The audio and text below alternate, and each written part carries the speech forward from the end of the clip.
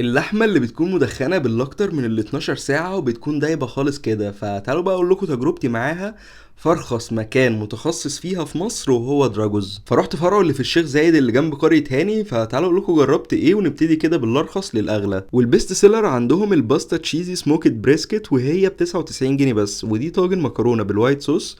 وكمية البريسكت اللي فيها اوصفها ان مع كل معلقة تاخدها هتلاقي حتة بريسكت طالعة معاك. واقل وزن في البريسكت حبيت اجربه علشان تشوفوه بيكون قد ايه عشان الميزانية، وبتكون 150 جرام ب 180 جنيه.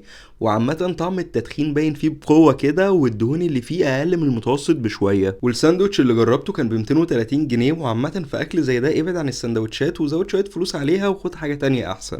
وندخل بقى على التقيل، وهي الوجبة دي اللي فيها كل حاجة تقريبا وب 1200 جنيه، وبيكون فيها شورت ريبس وفراخ وسجق وبريسكت، وبينزل معاها ماش بوتيتو وبطاطس وشوية تظبيطات كده. والشورت ريبس بجد كانت لذيذة وبتدوب